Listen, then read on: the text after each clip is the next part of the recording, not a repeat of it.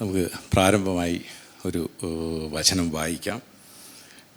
ഇരമ്യ പ്രവചനം 5:26 മുതൽ 31 വരെയുള്ള വാക്യങ്ങൾ.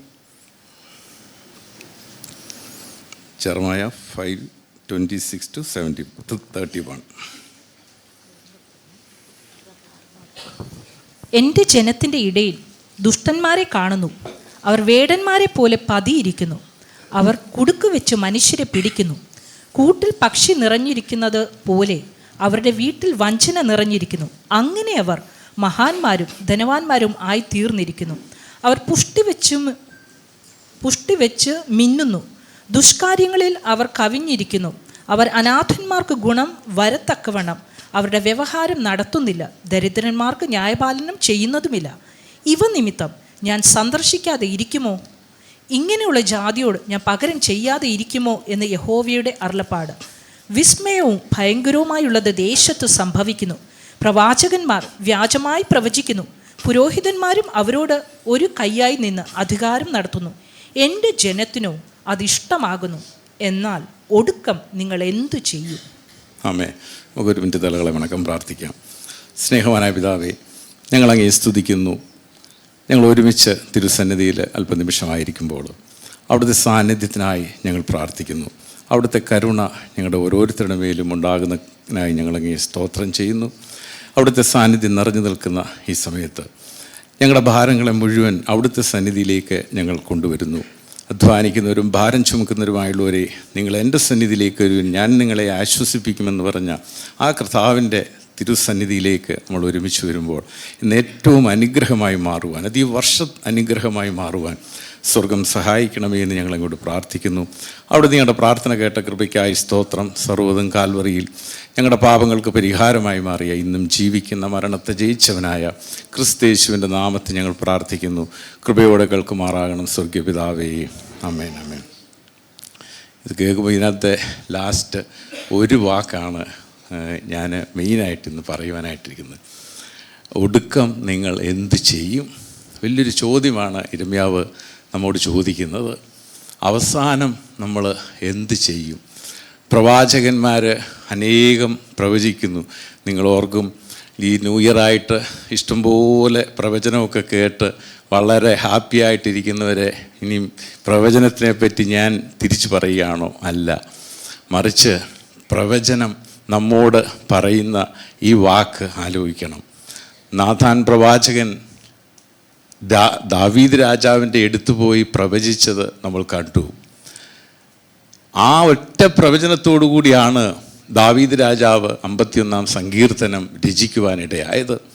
കാരണം തൻ്റെ പാപത്തിൻ്റെ ഒരു പ്രവചനം കേട്ട് കഴിഞ്ഞാൽ ഉടൻ തന്നെ ആ പ്രവചനത്തിൽ നിന്ന് നമുക്ക് പാപബോധം ഉണ്ടാകുന്നുവോ, ക്രിസ്തുവിലേക്ക് എത്ര നമ്മെ അടുക്കുവാൻ ആ പ്രവചനം നമ്മെ സഹായിക്കുന്നുണ്ട് എന്നാണ് നാം പ്രവചനത്തിലൂടെ മനസ്സിലാക്കേണ്ടത്.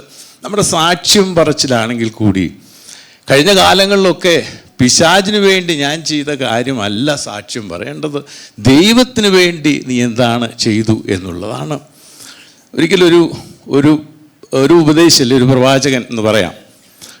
അദ്ദേഹം ഒരു കടൽക്കരയിൽ കൂടെ ഇങ്ങനെ നടക്കുമ്പോൾ അദ്ദേഹം സുവിശേഷ പ്രവർത്തനത്തിൻ്റെ ഭാഗമായി നടക്കുകയായിരുന്നു. അപ്പോൾ അവിടെ വളരെ റിലാക്സ് ചെയ്ത് ഒരു ഫിഷർമാൻ ഇങ്ങനെ ഇരിക്കുന്നു. അവനവൻ്റെ രാത്രിയിലെ അധ്വാനമൊക്കെ കഴിഞ്ഞ് രാവിലെ ഉള്ള ഫിഷിനെയൊക്കെ വിറ്റ് അതിൻ്റെ പേയ്മെൻറ്റൊക്കെ വാങ്ങിച്ച് റിലാക്സ് ചെയ്ത് അങ്ങനെ ഇരിക്കുകയാണ്. അപ്പോൾ ഈ പ്രവാചകൻ വന്ന് ഇവനോട് ചോദിച്ചു, നീ എന്തിനാണ് ഇങ്ങനെ ഇരിക്കുന്നതെന്ന് ചോദിച്ചപ്പോൾ അയാൾ പറഞ്ഞു, ഞാൻ എൻ്റെ അധ്വാനം കഴിഞ്ഞ് ഇങ്ങനെ റിലാക്സ് ചെയ്യുകയാണ്. അപ്പോൾ ഈ പ്രവാചകൻ ഇവനെ നോക്കി ഒരു പ്രവചനം നടത്തി. നീ എങ്ങനെയാണ് ഫിഷിങ്ങിന് പോകുന്നത്? ഞാൻ ചെറിയ ഈ വള്ളത്തിലാണ് പോയി ഫിഷിങ് നടത്തുന്നത്. നിന്നെ 50 ബോട്ടുകളുടെ ഉടമയാക്കി കർത്താവ് മാറ്റാൻ പോവുകയാണ്. അപ്പോൾ അവൻ ചോദിച്ചു, 50 ബോട്ടുകളുടെ ഉടമയോ? അതെങ്ങനെ സംഭവിക്കും? അത് സംഭവിക്കും. അപ്പോൾ അവൻ ചോദിച്ചു, ഈ 50 ബോട്ടുകളുടെ ഉടമയായിട്ടിരുന്നാൽ എന്താണ് എനിക്ക് അതുകൊണ്ടുള്ള പ്രയോജനം? അപ്പോൾ പറഞ്ഞു, 50 ബോട്ട് നിനക്ക് കിട്ടിയാൽ ഇപ്പോഴത്തെ നിൻ്റെ ഈ അവസ്ഥയ്ക്കൊക്കെ ഒരു വ്യത്യാസം വരത്തില്ലേ? നിനക്ക് അവസാനം നീ പോകേണ്ട ആവശ്യമേ ഇല്ലല്ലോ. നിനക്ക് കുറച്ച് എംപ്ലോയീസിനെ, കുറച്ച് സ്റ്റാഫിനെ വെച്ച് അവർ ഈ വലിയ ബോട്ടിൽ പോയി രാത്രി മുഴുവൻ അധ്വാനിച്ച് ഈ ഫിഷിനെ പിടിച്ചുകൊണ്ട് വന്ന് അതിൻ്റെ വലിയൊരു പ്രോഫിറ്റ് നിനക്ക് കിട്ടുകയില്ലേ? അപ്പോൾ അവൻ ചോദിച്ചു, അതുകൊണ്ട് ഞാൻ എന്ത് കൊടുക്കും? അതുകൊണ്ട് നിനക്ക് ഒന്നും ചെയ്യാതെ റിലാക്സ് ചെയ്ത് നിനക്ക് ഇരിക്കരുതോ? അപ്പോൾ അവൻ മറുപടി ചോദിച്ചു, അത് തന്നെയല്ലേ ഞാനിപ്പോൾ ചെയ്തുകൊണ്ടിരിക്കുന്നത്.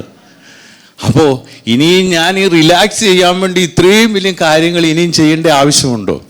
അപ്പം ഈ പ്രവചനത്തിൻ്റെ ഒരു ക്ലാരിറ്റി ഞാൻ പറഞ്ഞതാണ്. അപ്പോൾ ഈ പ്രവചനം എന്ന് പറയുമ്പോൾ അനേകം എന്നെയൊക്കെ ഒരുപാട് പ്രവചിച്ചിട്ടുണ്ട് പലരും. എന്നെയൊക്കെ പ്രവചിച്ച് അതൊക്കെ ഞാൻ എത്തിയിരുന്നത് ഞാനൊക്കെ എവിടെ ആയേനെന്നറിയാമോ ഇന്ന്? പക്ഷെ എങ്ങും ആയിട്ടില്ല. പക്ഷെ ഞാൻ സാറ്റിസ്ഫൈഡ് ആണ്.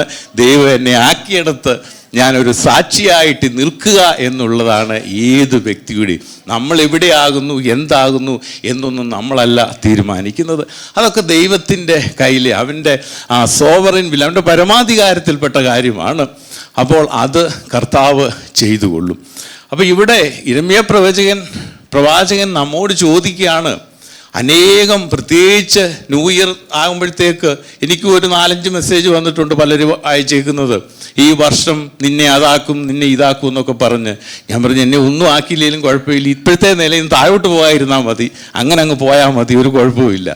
പക്ഷെ ഇങ്ങനെ പ്രവചിച്ച് ആ പ്രവചനത്തിൽ നാമൊക്കെ ഇങ്ങനെ എക്സൈറ്റഡ് ആയിട്ട് നിൽക്കുമ്പോൾ ഇങ്ങനെ കേട്ട് ജീവിക്കുന്ന ആളുകളോട് യിരെമ്യാവ് ചോദിക്കുകയാണ്, what will you do in the end? നിന്റെ അവസാനം നീ എന്ത് ചെയ്യും? കാരണം നമുക്കറിയാം ഇനിയും സംഭവിക്കുവാൻ പോകുന്ന ഏറ്റവും വലിയ കാര്യം. അതിന് 5:30 പറയുന്നേ, A wonderful and horrible thing is committed. ലോകത്ത് വിസ്മയകരമായതും ഭയങ്കരമായ ചില കാര്യം വരാമാണ്. എന്താണ് വിസ്മയകരമായതും എന്താണ് ഈ ഭയങ്കരമായത് എന്നുള്ളത് മാത്രമാണ് ഞാൻ ഇന്ന് പറയുവാൻ ഉദ്ദേശിക്കുന്നത്. വിസ്മയകരമായ കാര്യം ലോകം ഇനിയും കാണുവാൻ പോകുന്നത്, ലോകത്തെല്ലാവരും വണ്ടർഫുൾ എന്ന് പറഞ്ഞാൽ ഏറ്റവും നല്ല പോസിറ്റീവായിട്ടുള്ള ഒരു കാര്യത്തെ പറ്റിയാണ് അവിടെ സൂചിപ്പിക്കുന്നത്. മറ്റൊന്നുമില്ല, കർത്താവിൻ്റെ രണ്ടാമത്തെ വരവ്. കർത്താവിൻ്റെ ഈ രണ്ടാമത്തെ വരവിൽ ഒന്നുകൂടുണ്ട്. ആ കർത്താവിൻ്റെ വരവിൽ ഇവിടെ തൻ്റെ മണവാട്ടിയെ കാത്തിരിക്കുന്ന ആ മണവാട്ടി സഭയിൽ എടുക്കപ്പെടുന്ന മുഴുവൻ ആളുകൾക്കും ഇത് വണ്ടർഫുൾ തിങ്ങാണ്. പക്ഷേ മറു സൈഡിൽ അന്ന് കർത്താവിൻ്റെ വരവിൽ എടുക്കപ്പെട്ടു പോയില്ല എങ്കിൽ വരുന്ന അവരുടെ അവസ്ഥയാണ് ഭയങ്കരമായ അവസ്ഥ. അപ്പോൾ ഈ പുതുവർഷത്തിൽ നാം മനസ്സിലാക്കണം, നമ്മുടെ കാഴ്ചപ്പാടുകൾക്ക് പ്രവചനമൊക്കെ കേട്ടോ കുഴപ്പമില്ല, ദൈവം തരുന്നതൊക്കെ നിങ്ങൾ അനുഭവിക്കുകയും ചെയ്തതൊക്കെ കർത്താവ് പറഞ്ഞിട്ടുള്ളതാണ്.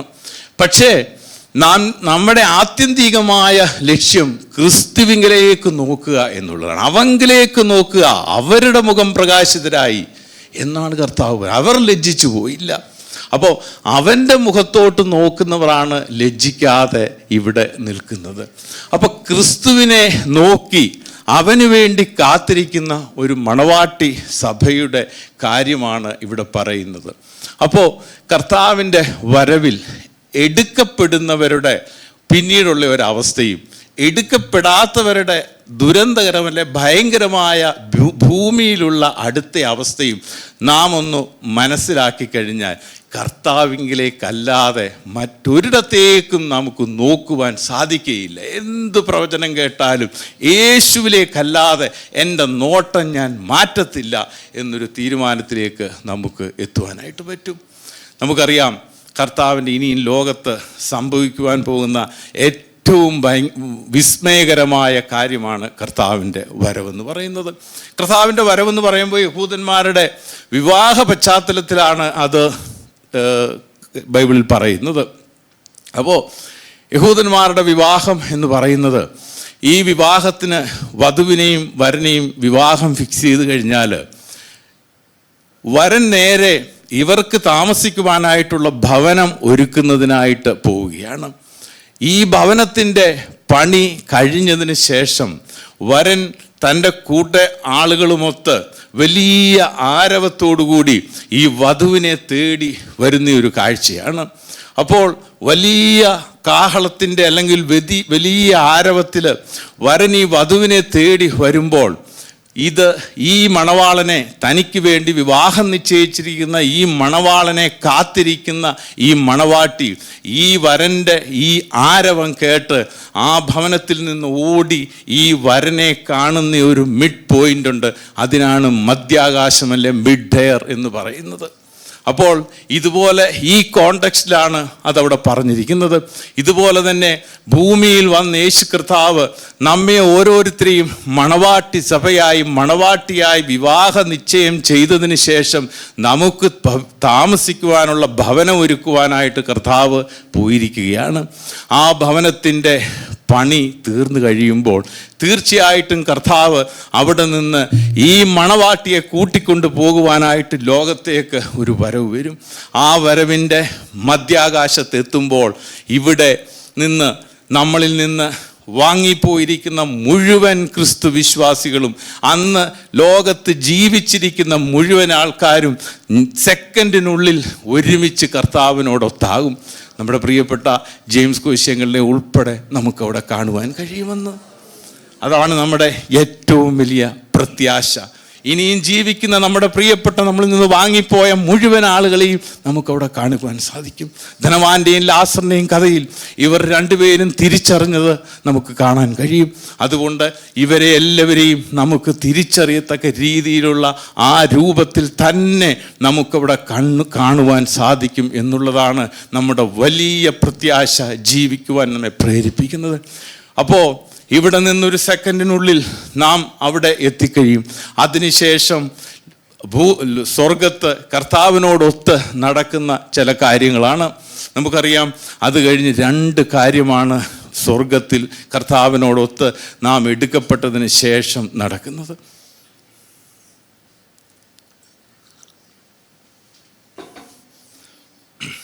എന്നെ ഇട്ടിട്ട് വെള്ളം കുടിപ്പിക്കുന്നുണ്ട് സാത്താൻ. കാരണം ഈ ക്രൂശ് പറയുമ്പോഴും കർത്താവിൻ്റെ 2ാമത്തെ പിറവിൽ എടുക്കപ്പെടൽ പറയുമ്പോഴും ഒരിക്കലും പിശാചിന് സഹിക്കാൻ വയ്യാത്ത കാര്യമാണ്. ഏത് സമയം എങ്ങനെയെങ്കിലും പ്രശ്നം ഉണ്ടാക്കിക്കൊണ്ടിരിക്കും. ഞാൻ ബെന്യൂവിനോട് പറയായിരുന്നു, ത്രോട്ട് വന്നപ്പോൾ മുതൽ അങ്ങ് ഡ്രൈ ആയിക്കൊണ്ടിരിക്കുകയാണ്. അപ്പോൾ പക്ഷേ അതിനകത്തൊന്നും ഒരു കാര്യവുമില്ല. പിശാചിൻ്റെ അപ്പുറത്തെ നമ്മൾ അവനെ എതിർത്ത് നിന്ന് പരാജയപ്പെടുത്തണമെന്ന് ബൈബിള് പറയുമ്പോൾ അവനെ എതിർത്ത് നിന്ന് നാം തോൽപ്പിച്ച് നാം അതിനപ്പുറം കടക്കും. പ്രിയമുള്ളവരെ, നമ്മൾ വീണ്ടും കണ്ടിന്യൂ ചെയ്യുമ്പോൾ അവിടെ 2 കാര്യമാണ് വീണ്ടും അവിടെ സംഭവിക്കുവാനായിട്ടുള്ളത്. ഒന്ന്, കുഞ്ഞാടിൻ്റെ കല്യാണം. ഇത്രയും നാൾ നാം മണവാട്ടിയാണ്. ഈ മണവാട്ടി സഭയുമായി, ഈ മണവാട്ടിയുമായി യേശു കർത്താവെന്ന മണവാളൻ്റെ വിവാഹം. ഈ വിവാഹമാണ് ബൈബിൾ പറയുന്ന കുഞ്ഞാടിൻ്റെ കല്യാണം എന്ന് പറയുന്നത്. ആ കുഞ്ഞാടിൻ്റെ കല്യാണത്തിന് ശേഷം ഒരു കാര്യം കൂടെ അവിടെ നടക്കുന്നത്, യേശു കർത്താവ് രാജാവായി അഭിഷേകം ചെയ്യുന്നു. യേശു കർത്താവ് രാജാവായി അഭിഷേകം ചെയ്യുന്നു.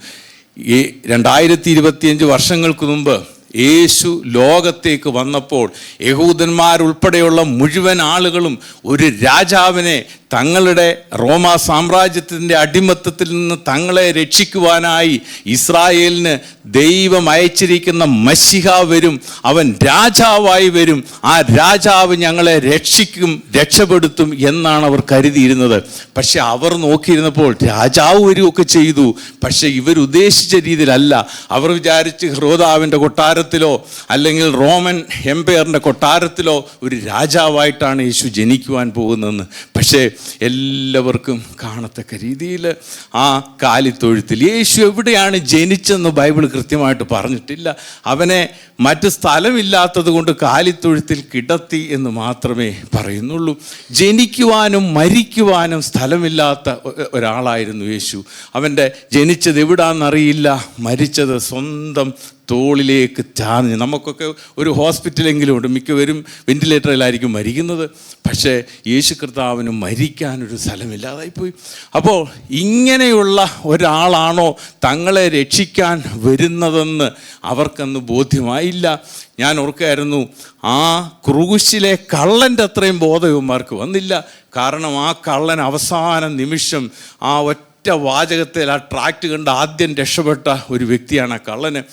ഇവൻ യഹൂദന്മാരുടെ രാജാവെന്ന് എഴുതി വെച്ചിരിക്കുന്നത് കണ്ടപ്പോഴത്തേക്ക് ഇവൻ യഹൂദന്മാരുടെ രാജാവായിരുന്നോ എന്നുള്ള ബോധം അവനുണ്ടായപ്പോൾ അവൻ പറഞ്ഞു, കർത്താവേ, നീ രാജത്വം പ്രാപിച്ച് വരുമ്പോൾ എന്നെയും ഓർക്കണമേ. അന്ന് കർത്താവ് മറുപടി പറഞ്ഞു, ഇന്ന് നീ എൻ്റെ കൂടെ പറുദീസയിലിരിക്കുമെന്ന്. ആദ്യമായി ഇവിടെ എത്തിയ വ്യക്തിയാണ് അവന്. അപ്പോൾ ഇവിടെ ഒന്നും ഒരു കാര്യവും അവൻ ചെയ്തിട്ടില്ല. പക്ഷേ ഈ പാപബോധം, അവൻ രാജാവാണ്, അവൻ യേശുവാണ്, അവൻ കർത്താവാണ്, നമ്മൾ കർത്തൃത്വം നടത്തുവാൻ അവന് മാത്രമേ, ആകാശത്തിന് കീഴെ ഭൂമിക്ക് മുകളിൽ ഈ യേശു എന്ന നാമമല്ലാതെ മനുഷ്യന് രക്ഷപ്പെടുവാൻ മറ്റൊരു നാമമില്ല എന്ന് ബോധ്യം നമുക്കുണ്ടാകുമ്പോൾ അവൻ രക്ഷപ്പെടും. ആ ബോധ്യം പോലും അവന്മാർക്ക് ഇല്ലാതായിപ്പോയി. പക്ഷേ അതിനും വേറെ കാരണമുണ്ട്. എല്ലാം പ്രീ ഡെസ്റ്റൈൻഡാണ്, എല്ലാം മുൻ നിർണയിച്ച പ്രകാരമാണ് നടക്കുന്നത്. അപ്പോൾ ഈ രണ്ട് കാര്യം അവിടെ സംഭവിച്ചു. അടുത്ത നമ്മുടെ ഈ എടുക്കപ്പെടലിന് ശേഷം 7 വർഷത്തിനുള്ളിലാണ് ഈ കാര്യങ്ങൾ രണ്ടും നടക്കുന്നത്. ഒന്ന്, കുഞ്ഞാടിൻ്റെ യേശു കർത്താവുമായിട്ടുള്ള സഭയുടെ വിവാഹം. അപ്പോൾ നാം മണവാട്ടി എന്നുള്ള പൊസിഷനിൽ നിന്ന് മാറി യേശു കർത്താവിൻ്റെ രാജ്ഞിയായിട്ട് മാറുകയാണ്. കാരണം യേശു കർത്താവിനെ രാജാവായി അഭിഷേകം കൂടെ ചെയ്യുകയാണ്. ഇപ്പം രാജാവിൻ്റെ വൈഫിൻ്റെ പേര് നിങ്ങൾക്കറിയാം. അപ്പോൾ ഇങ്ങനെ ഈ 7 വർഷത്തിനുള്ളിൽ ഈ രണ്ട് കാര്യം ഈ സ്വർഗത്തിൽ നടന്നതിന് ശേഷം യേശു കർത്താവായ രാജാവും നാം ഓരോരുത്തരും കൂടെ ഒരുമിച്ച് യേശു കർത്താവിനോട് ഒരുമിച്ച് 7 വർഷത്തിന് ശേഷം ഒലിവുമലയിലേക്ക്, അതായത് ഈ ഭൂമിയിൽ ലോകത്തിൻ്റെ മധ്യഭാഗത്തിരിക്കുന്ന ഇസ്രായേലിൻ്റെ നടുക്കുള്ള വീണ്ടും ഇസ്രായേലിൻ്റെ നടുക്കിരിക്കുന്ന ജെറുസലേം എന്ന സ്ഥലത്ത്, ജെറുസലേം ചർച്ചിൻ്റെ അല്ലെങ്കിൽ ജെറുസലേം ദേവാലയത്തിൻ്റെ ഓപ്പോസിറ്റായിട്ട് നിൽക്കുന്ന ഒലിവ് മലയിലേക്ക് ഒരുമിച്ച് യേശുവും നമ്മളും ഒരുമിച്ച് കാലുകുത്തും. അന്ന് ഒലിവ് മല രണ്ടായിട്ട് പിളരും. ഒരു രാജവീതി രാജാവിന് പോകുവാൻ വേണ്ടി ജെറുസലേം ദേവാലയത്തിലേക്ക് തനിയെ നിർമ്മിക്കപ്പെടും. ഈ ഒലിവ് മലയെപ്പറ്റി ഒരു കഥ ഞാൻ നേരത്തെ പറഞ്ഞിട്ടുള്ളതാണ്. ഈ ഒലിവ് മലയിൽ ഈ കഴിഞ്ഞ കുറച്ച് നാൾ മുമ്പ് ഒരു അമേരിക്കൻ കമ്പനി അവിടെ ഒരു റിസോർട്ട് പണിയുന്നതിനായിട്ട് ഒരു ആപ്ലിക്കേഷൻ ഇസ്രായേൽ ഗവൺമെൻറ്റിന് കൊടുത്തു. അപ്പോൾ അവിടെ റിസോർട്ടിനുള്ള സാധ്യതയുണ്ടോ ഇല്ലയോ എന്നറിയാൻ അവിടുത്തെ സോയിൽ ഇൻവെസ്റ്റിഗേഷൻ നടത്തണമെന്ന് ഇസ്രായേൽ ഗവൺമെൻറ് പറഞ്ഞു. അങ്ങനെ സോയിൽ ഇൻവെസ്റ്റിഗേഷൻ നടത്തി ആ റിപ്പോർട്ട് വന്നപ്പോൾ അവർ പറയുന്നു, അവിടെ ഒരു കൺസ്ട്രക്ഷൻ പറ്റത്തില്ല. ഒലിവ് മല വൈബ്രേറ്റ് ചെയ്തുകൊണ്ടിരിക്കുകയാണെന്നുള്ള റിപ്പോർട്ടാണ് കൊടുത്തത്. അങ്ങനെ അവരുടെ ആ ആപ്ലിക്കേഷൻ റിജക്റ്റ് ചെയ്തു. ഈ ഒലിവ് മല എങ്ങനെയാണ് വൈബ്രേറ്റ് ചെയ്തുകൊണ്ടിരിക്കുന്നത്? നമുക്കറിയാമതിൻ്റെ ആത്മീയ അർത്ഥം. നമ്മുടെ കർത്താവിൻ്റെ നാം ഒത്തുവരാനിരിക്കുന്ന ഹെലികോപ്റ്ററിൻ്റെ റൺവേയുടെ പണി ഒലിവ് മല സ്വയം ഏറ്റെടുത്ത് നടത്തിക്കൊണ്ടിരിക്കുകയാണ്. ഒലിവ് മല ഇനി മറ്റൊന്നും ചെയ്യുവാനായിട്ട് കഴിയില്ല. ഈ ഒലിവ് മലയിലേക്ക് നമ്മൾ ഒരുമിച്ച് ഇറങ്ങി ആ ഭൂമിയിലേക്ക് വന്ന് നമ്മൾ ജെറുസലേം തലസ്ഥാനമാക്കി പിന്നീട് ഈ ലോകത്ത് 1000 വർഷം നാം ഒരുമിച്ച് യേശു കർത്താവിനോട് ഒരുമിച്ച് നാം വാഴുവാൻ പോവുകയാണ്. ഹല്ലേലൂയ. ഇത് എന്നാണ് ഏദനിൽ വെച്ച് ആദമും ഔവയും ഈ സൗഭാഗ്യം ദൈവത്തോടൊത്തുള്ള വാസം നഷ്ടപ്പെടുത്തി കളഞ്ഞതാണ്. ദൈവം നമുക്ക് തന്നിരിക്കുന്ന രണ്ടാമത്തെ അവസരമാണിത്. ഈ അവസരം ഇനിയും നഷ്ടപ്പെടുത്തി കഴിഞ്ഞാൽ ഇനിയൊരവസരം നമ്മുടെ മുമ്പിലില്ല. ഇങ്ങനെ നഷ്ടപ്പെടുത്തുന്നവരോട് ഇരമ്യാവ് ചോദിക്കുന്ന ചോദ്യമാണ് ഈ നഷ്ടപ്പെടുത്തുന്നവരോട്, അങ്ങനെയെങ്കിൽ ഇനിയും നിങ്ങൾ എന്ത് ചെയ്യും? കാരണം ഇതൊന്നേ സംഭവിക്കത്തുള്ളൂ. കർത്താവിൻ്റെ വരവിലെടുക്കപ്പെട്ട് പോയി കഴിയുന്ന ഉടനെ പിന്നെ രണ്ടാമത് ഈ ഭൂമിയിൽ കിടക്കുന്നവരുടെ അവസ്ഥ നമുക്കറിയാം. ഈ കർത്താവുമൊത്ത് നാം ഇവിടെ ലോകത്ത് 1000 വർഷം ജീവിക്കുന്ന ജീവിതത്തെപ്പറ്റി ഒന്ന് ആലോചിച്ച് നോക്കിയേ. രോഗമില്ല. ഇന്ന് നാം അനേകം രോഗികൾക്ക് വേണ്ടി ഇവിടെ പ്രാർത്ഥിച്ചു. ഇന്നാണ് നമ്മുടെ ഈ പ്രാർത്ഥന. അന്ന് രോഗം ആ സമയത്തില്ല. രോഗമില്ല, ദുഃഖമില്ല, കഷ്ടതയില്ല, കഷ്ടപ്പാടില്ല. ഞാൻ കുട്ടികളോട് പറയും, സ്കൂളിലും പോകണ്ട, വളരെ സുഖകരമായ കാര്യമല്ലേ. ഇത്രയും സന്തോഷമല്ലാതെ മറ്റൊന്നുമില്ലാതെ ഏദനിൽ വെച്ച് ഇത് തന്നെയായിരുന്നു. ആദമിൻ്റെയും ഔവയുടെയും തോളിൽ എല്ലാ ദിവസവും ഈ വൈകുന്നേരങ്ങളിൽ ദൈവം ഇറങ്ങി വരും.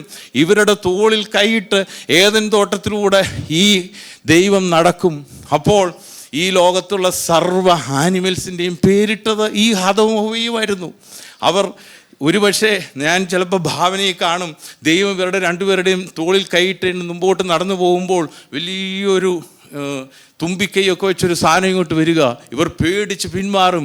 ദൈവം പറഞ്ഞു, ഒന്നും പേടിക്കണ്ട, എല്ലാം നിങ്ങളുടെ അണ്ടറിലാണ്, നീ ഇതിനൊരു പേര് വിളിക്കാൻ പറഞ്ഞു. അവരെ എലിഫൻ്റ് എന്ന് വിളിച്ചു, ആനയെന്ന് വിളിച്ച്, അങ്ങനെ പേരായി. ഇങ്ങനെ ഓരോന്നിനും ഇവരാണ് പേരിട്ടത്.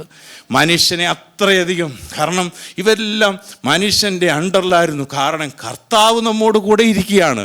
അതാണ് മോസസ് പറഞ്ഞത്, ദൈവമേ നിൻ്റെ സാന്നിധ്യം ഞങ്ങളുടെ കൂടെ പോരുന്നില്ലെങ്കിൽ എങ്ങും ഞങ്ങളെ അയക്കരുത്, നീയാണ് ഞങ്ങളുടെ ആശ്രയം, നിന്നിലല്ലാതെ ഞങ്ങൾ എങ്ങോട്ട് പോകാനാണ്.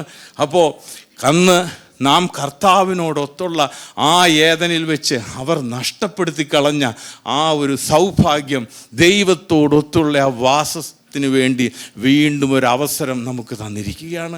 ഈ അവസരം നാം നഷ്ടപ്പെടുത്തി കളയുവാനായിട്ട് പാടില്ല. അപ്പോൾ ഈ അവസരം അവസാനം പിന്നെ 1000 വർഷത്തിന് ശേഷമുള്ള കാര്യമൊക്കെ പറയുന്നുണ്ട്.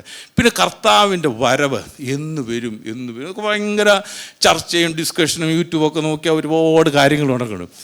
ബൈബിൾ പറയുന്നു കർത്താവ് വരും, അത് നമുക്ക് അഷ്വേർഡാണ്, ഉറപ്പുള്ള കാര്യമാണ്. പിന്നെ എന്ന് വരുമെന്നുള്ളത് നമ്മൾ അറിയേണ്ട കാര്യമില്ല. ഇപ്പം വന്നാലും ഒരു വർഷം കഴിഞ്ഞ് വന്നാലും പോകാൻ നിങ്ങൾ തയ്യാറാണോ എന്ന് മാത്രം ചോദിച്ചാൽ മതി. അപ്പം നമ്മൾ എന്ന് വരുമെന്നുള്ളത് അറിയാൻ മേലാത്ത കാര്യം നമ്മൾ കണ്ടുപിടിച്ച് കർത്താവിന് സൺഡേ സ്കൂൾ എടുക്കേണ്ട ഒരാവശ്യവുമുള്ള കാര്യമില്ല. അപ്പോൾ അതുകൊണ്ട് നമ്മൾ തയ്യാറായിരിക്കുക എപ്പോഴും. കാരണം കാലം അതിൻ്റെ അന്ത്യത്തിലേക്ക് എത്തി എന്നുള്ളതിന് അനേകം ബൈബിൾ പറയുന്ന തെളിവുകൾ ഇന്ന് സാധ്യമായിക്കൊണ്ടിരിക്കുകയാണ്. അതിന് ഗോഗ് വന്ന്, റഷ്യ വന്ന്, ഇസ്രായേലിനോടുള്ള യുദ്ധത്തിൽ എന്ത് സംഭവിക്കുമെന്നൊക്കെയുള്ള വലിയ ചർച്ചകൾ നടക്കുന്നുണ്ട്. ഞാൻ അതിലേക്കൊന്നും പോകുന്നില്ല. പക്ഷേ ഇതൊക്കെ സംഭവിക്കാനുള്ള കാര്യങ്ങൾ തന്നെയാണ്. പക്ഷേ ഇതൊക്കെ നാം പഠിച്ചു വെച്ച് കഴിഞ്ഞാൽ കർത്താവിൻ്റെ വരവിൽ ഈ പ്രവചനമൊക്കെ കേട്ട് നമ്മൾ രസിച്ച് യുദ്ധത്തിൻ്റെ കാര്യങ്ങളൊക്കെ പറഞ്ഞ് ട്രംപ് അതിനകത്ത് ഇടപെടുന്നതൊക്കെ കണ്ട് രസിച്ച് ഇങ്ങനെ നിൽക്കുമ്പോൾ കർത്താവ് പെട്ടെന്ന് വരും. പോയില്ലെങ്കിൽ എന്ത് ചെയ്യും? ഇരമ്യാവ് ചോദിക്കുന്നു, അവസാനം നിങ്ങൾ എന്ത് ചെയ്യും? ഈ ചോദ്യം ഈ വർഷം നിങ്ങൾക്ക് മുഴങ്ങിക്കേൾക്കണം. എപ്പോഴും ഒരു പാപം നിങ്ങളുടെ മുമ്പിൽ വരുമ്പോൾ ഈ ചോദ്യം നിങ്ങളെ അലട്ടണം. ഈ പാപത്തിലേക്ക് ഞാൻ പോയി കഴിഞ്ഞാൽ എൻ്റെ അവസാനം ഞാൻ എന്ത് ചെയ്യും? ഞാൻ നിങ്ങളെ ഭയപ്പെടുത്തുവാൻ പറയുന്നതല്ല, കാരണം ഇത് ഒരിക്കൽ സംഭവിക്കും. കൊറോണ വന്നപ്പോൾ ലോകം മുഴുവൻ ഭയപ്പെട്ടു.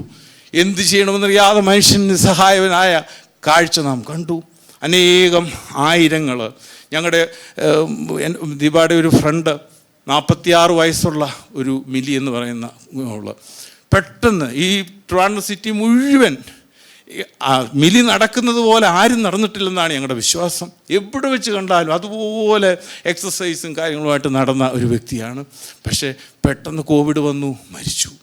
അപ്പം ഞാൻ പറഞ്ഞത്, എല്ലാവർക്കും ഞെട്ടിക്കുന്ന അനേക സംഭവങ്ങൾ ആ സമയത്തുണ്ടായിട്ടുണ്ട്. അതിൻ്റെ ഒരു 100 മടങ്ങ് ഞെട്ടിക്കുന്ന കാര്യമാണ് കർത്താവിൻ്റെ വരവിൽ സംഭവിക്കുവാൻ പോകുന്നത്, എടുക്കപ്പെട്ടില്ലെങ്കിൽ. അതുകൊണ്ടാണ് പറയുന്നത്, കർത്താവിൻ്റെ രണ്ടാമത്തെ വരവ് വിശുദ്ധന്മാർക്കൊരു അനുഗ്രഹവും വിശുദ്ധിയില്ലാതെ ജീവിക്കുന്നവർക്കൊരു ദുരന്തവുമായി കലാശിക്കും. ഇത് നാം മറന്നു പോകരുത്. അത് ആ ഭാഗം നാം ഇത് മനസ്സിലാക്കണം. രണ്ടാമത്, ഇവിടെയുള്ളവരുടെ അവസ്ഥ മഹാദുരന്തത്തിലായിരിക്കും അവരുടെ അവസ്ഥ. കാരണം അത് സഹിക്കുവാനായിട്ട് കഴിയില്ല. ഈ അടുത്ത 7 വർഷം പിശാചിൻ്റെ അണ്ടറിലേക്ക് ഈ ലോകത്തിനെ ദൈവം കൊടുത്തിരിക്കുകയാണ്. അങ്ങനെ ഈ 6-7 വർഷം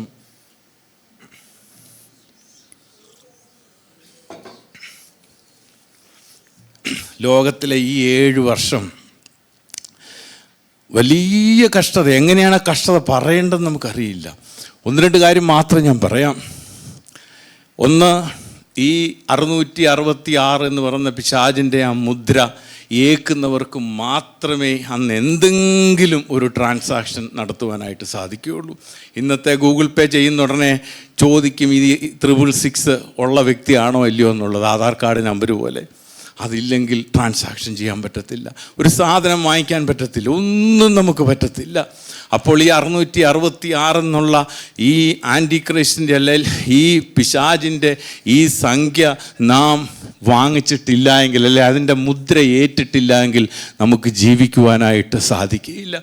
ഇനിയും പോട്ട് പിശാചിനെ ഒന്ന് സന്തോഷിപ്പിക്കാൻ വേണ്ടി 660 അങ്ങ് വാങ്ങിക്കാം, എന്നിട്ട് കർത്താവിന് വേണ്ടി ജീവിക്കാമെന്ന് വിചാരിച്ചാൽ അതും നടക്കത്തില്ല. കാരണം ഈ 666 ഏറ്റ് കഴിഞ്ഞ് നമ്മൾ അത്യാവശ്യം ട്രാൻസാക്ഷനൊക്കെ ആയിട്ട് മുമ്പോട്ട് പോകുമ്പോൾ റെവലേഷൻ വെളിപാട് 9:6 വായിച്ച്.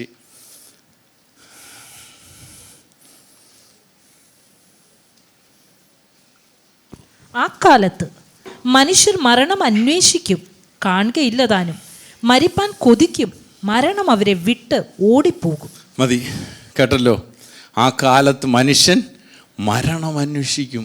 അങ്ങനൊരു കാലം വരുന്ന നിങ്ങൾ ആലോചിച്ച് നോക്കിക്കേ. മനുഷ്യൻ മരണത്തെ അന്വേഷിക്കുന്ന, എൻ്റെ കർത്താവെ എങ്ങനെയെങ്കിലും ഒന്ന് മരിച്ചാൽ മതി എന്ന് അന്വേഷിക്കുന്ന കാലം. മരണത്തെ എങ്ങനെയും വിളിച്ച്, നീ മരണമേ, നീ എൻ്റെ വീട്ടിലേക്കൊന്ന് വാ, എന്നെ ഒന്ന് കൊണ്ടുപോ എന്ന് പറയുന്ന അവസ്ഥ. ഇന്ന് നമുക്കറിയാം, ആരെങ്കിലും ഇങ്ങനെ പറയുന്നുണ്ടോ? ഇന്ന് നാം ഏതെങ്കിലും ചാൻസ് ഉണ്ടെങ്കിൽ, എന്തെങ്കിലും അവസ്ഥയുണ്ടെന്നുണ്ടെങ്കിൽ മരണത്തിൽ നിന്ന് രക്ഷപ്പെടുവാനുള്ള ആ നെട്ടോട്ടത്തിലാണ് നാം ഓടുന്നത്. എല്ലാവരും, ഇത് എന്നെ മാറ്റി നിർത്തിയെന്നല്ല പറയുന്നത്, എല്ലാവരും ഇത് തന്നെയാണ് ചെയ്യുന്നത്. എന്തെങ്കിലും ഒരു ഇത് വന്നു കഴിഞ്ഞാൽ ഏതെങ്കിലും ഡോക്ടർമാർ, അല്ലെങ്കിൽ എവിടെ പോയാലും, നമ്മുടെ ചീഫ് മിനിസ്റ്റർ ഉൾപ്പെടെയുള്ള ആൾക്കാർ അമേരിക്കയിൽ പോയാണ് ചികിത്സ നടത്തുന്നത്. നമുക്കതിനുള്ള സംവിധാനം ഇല്ലാത്തതുകൊണ്ടാണ് പോകാത്തത്.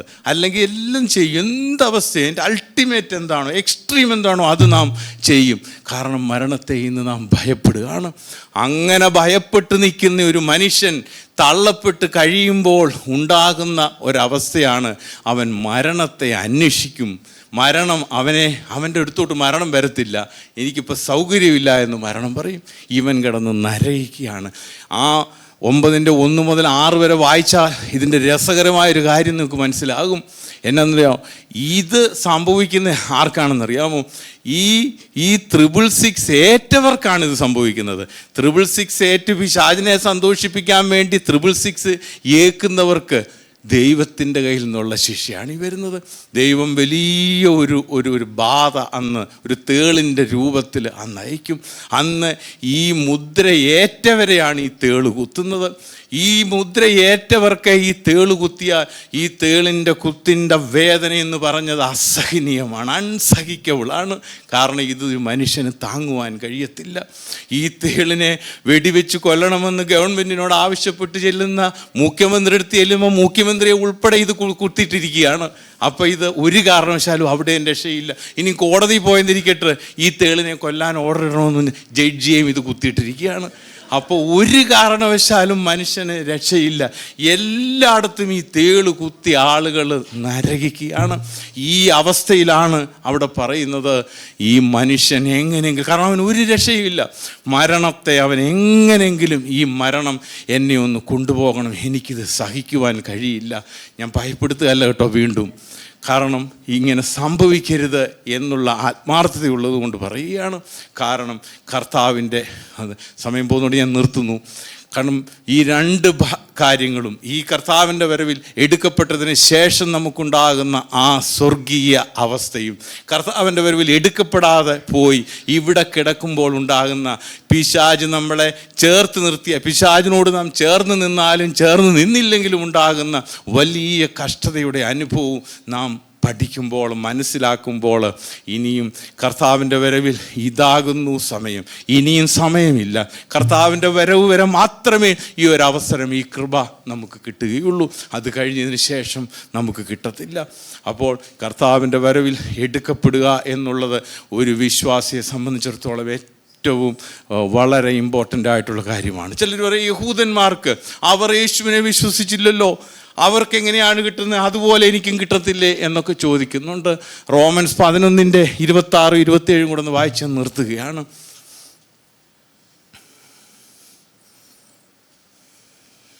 ഇങ്ങനെ ഇസ്രായേൽ മുഴുവനും രക്ഷിക്കപ്പെടും, വിടുവിക്കുന്നവൻ സിയോനിൽ നിന്ന് വരും. അതിൻ്റെ മുമ്പ് ഒന്നുകൂടെ 25. സഹോദരന്മാരെ, നിങ്ങൾ ബുദ്ധിമാന്മാരെന്ന് നിങ്ങൾക്ക് തന്നെ തോന്നാതിരിപ്പാൻ ഈ രഹസ്യം അറിയാതിരിക്കരുത് എന്ന് ഞാൻ ആഗ്രഹിക്കുന്നു. ജാതികളുടെ പൂർണ്ണസംഖ്യ ചേരുവോളം ഇസ്രായേലിന് അംശമായി കാഠിന്യം ഭവിച്ചിരിക്കുന്നു. ഇങ്ങനെ ഇസ്രായേൽ മുഴുവനും രക്ഷിക്കപ്പെടും, വിടുവിക്കുന്നവൻ സിയോനിൽ നിന്ന് വരും, അവൻ യാക്കോബിൽ നിന്ന് അഭക്തിയെ മാറ്റും. ഞാൻ അവരുടെ പാപങ്ങളെ നീക്കുമ്പോൾ ഇത് ഞാൻ അവരോട് ചെയ്യുന്ന നിയമമെന്ന് എഴുതിയിരിക്കുന്നുവല്ലോ. ആമേൻ. ഇത് യഹൂദന്മാർക്ക് മാത്രം ദൈവം കൊടുത്തിരിക്കുന്ന ഒരു വാഗ്ദാനമാണ്. കാരണം ഫറോയുടെ ഹൃദയത്തെ കഠിനമാക്കിയ ദൈവമാണ് ഈ പറയുന്നത്. കാരണം ഫറോയുടെ ഹൃദയം കഠിനമാകുകയായിരുന്നില്ല, ദൈവം കഠിനമാക്കുകയാണ് ചെയ്തത്. ഇതുപോലെ ഇതൊക്കെ സംഭവിക്കുവാൻ ജാതികളുടെ ആ സംഖ്യ പൂർണ്ണമാകുന്നത് വരെ ഇസ്രായേലിനെ പാർട്ടായിട്ട് ബ്ലൈൻഡ് ചെയ്ത് വെച്ചിരിക്കുകയാണ് ഇപ്പോഴവരെ. പക്ഷെ അത് ദൈവം ഓപ്പൺ ചെയ്യും. ആ ഭാഗം നിങ്ങൾ മുഴുവൻ വായിച്ചാൽ മനസ്സിലാകും. ആ ഓപ്പൺ ചെയ്ത് കഴിയുമ്പോൾ ഇസ്രായേലിന് അന്ന് രക്ഷയുണ്ടാകും. അപ്പോൾ ഇസ്രായേലിൻ്റെ രക്ഷ കണ്ട് നാമും കൊതിച്ച് നിൽക്കേണ്ട ആവശ്യമില്ല. നമുക്കിപ്പോഴാണ് അവസരം. ഈ അവസരത്തിൽ യേശുവിനെ രക്ഷിതാവായിട്ട് സ്വീകരിച്ച് ഈ ലോകത്ത് ഒരു വിശുദ്ധ ജീവിതം നയിച്ച് കർത്താവിൻ്റെ വരവിൽ എടുക്കപ്പെടുക എന്നുള്ളത് ഈ വർഷം നമ്മുടെ ജീവിതത്തിൽ ഇരമ്യാവ് നമ്മോട് പറയുന്നത് പോലെ ഒടുക്കം ഇല്ലെങ്കിൽ ഒടുക്കം നിങ്ങൾ എന്ത് ചെയ്യും എന്നുള്ള ഈ ചോദ്യം നമ്മളിൽ മുഴങ്ങി നിൽക്കട്ടെ എന്നാണ് എൻ്റെ പ്രാർത്ഥന. ഓരോ പാപങ്ങളും, ഞാൻ വീണ്ടും പറയുന്നു, ഓരോ പാപങ്ങളും നമ്മുടെ മുമ്പിൽ വരുമ്പോൾ നമ്മൾ ഉള്ളിൽ വച്ചിരിക്കുന്ന ഈ യേശു കർത്താവ് നമ്മെ ഓർമ്മിപ്പിച്ചു തരികയാണ്, ഇത് പാപമാണ്, ഇതിലേക്ക് പോകരുത്. നിൻ്റെ ഫ്രീ വില്ല് കൊണ്ട്, ഇച്ഛാശക്തി കൊണ്ട് നിനക്കതിനെ അക്സെപ്റ്റ് ചെയ്യാനും റിജക്റ്റ് ചെയ്യാനുമുള്ള അവകാശമുണ്ട്.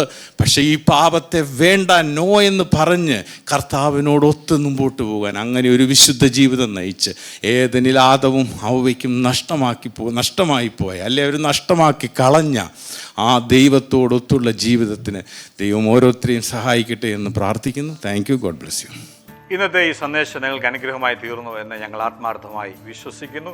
ഇതുപോലെയുള്ള അനുഗ്രഹിക്കപ്പെട്ട സന്ദേശങ്ങൾ തുടർന്നും കേൾക്കുവാൻ ദയവായി ഞങ്ങളുടെ ഈ ചാനൽ നിങ്ങൾ സബ്സ്ക്രൈബ് ചെയ്യുക. അതിലൂടെ നമ്മുടെ രക്ഷിതാവും കർത്താവും വീണ്ടെടുപ്പുകാരനുമായ യേശു കർത്താവുമായിട്ടുള്ള ദൃഢമായ ബന്ധത്തിൽ വളരുവാൻ അത് കാരണമായി തീരട്ടെ എന്ന് ഞങ്ങൾ പ്രാർത്ഥിക്കുന്നു. മറക്കാതെ ഇപ്പോൾ തന്നെ സബ്സ്ക്രൈബ് ചെയ്യൂ. ദൈവം നിങ്ങളെ അനുഗ്രഹിക്കുമാറാകട്ടെ.